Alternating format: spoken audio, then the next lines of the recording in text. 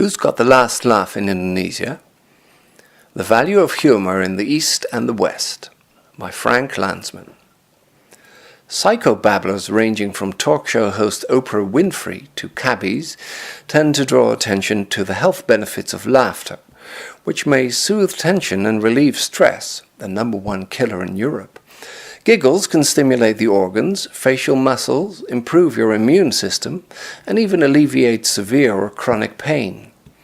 This view of humour seems to ignore the fact that sadistic humour, tendentious jokes at the expense of others, or schadenfreude or pleasure derived from someone's ill fortune or life's pratfalls, may cause mental pain and suffering, and that laughing at someone is an obvious form of bullying.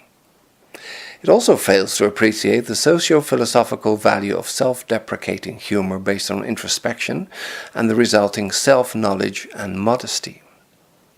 Humour can be a way of coping with the absurdities and unfairness of life, especially when extended to the unconscious, so similar to dreams. Expressing opinions or feelings about socio-political repression in the shape of a Javanese or Sundanese puppeteer incorporating sarcastic commentary into his performance, or a Bataknese stand-up comedian making fun of himself as a newcomer in Jakarta, it serves to let off steam that would otherwise lead to frustration, lethargy, and depression.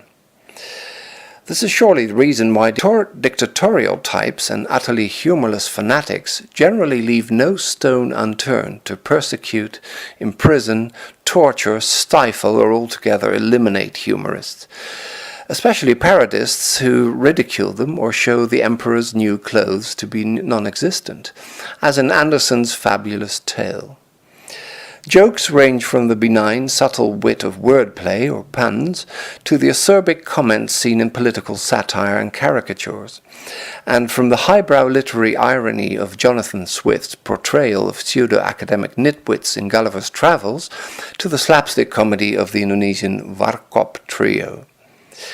One of my Bahasa Indonesia teachers in Yogyakarta asked my group of English and Dutch volunteers if we felt lonely, estranged, or isolated.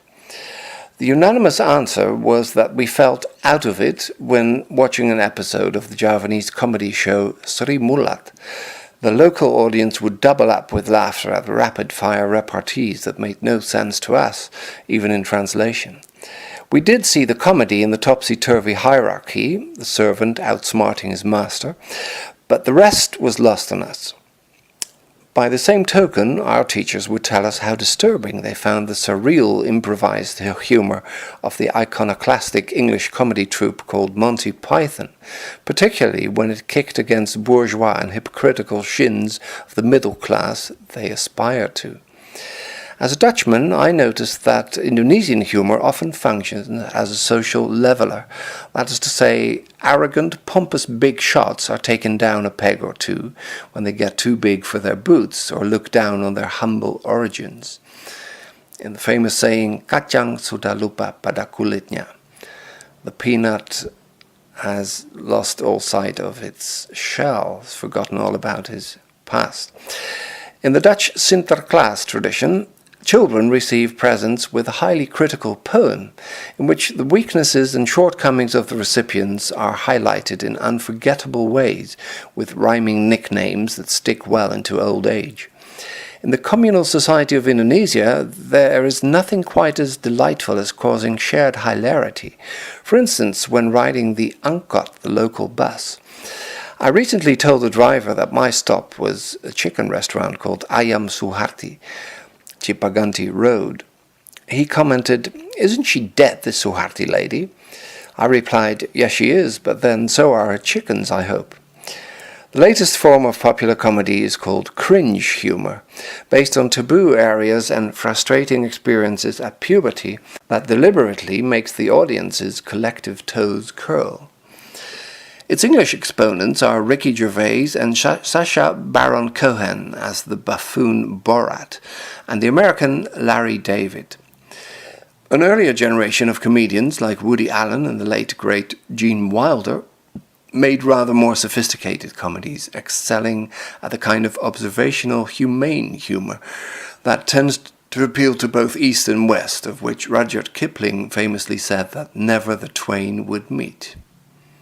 Keep smiling. Frank Landsman, MA, is currently academic advisor in the foreign language section of Parahyangan Catholic University's Career Development Center, PPK Unpar, where he has taught TOEFL preparation courses and academic writing and presentation skills, written and compiled TOEFL tests, coursebooks and teaching materials, and edited and translated academic papers and theses.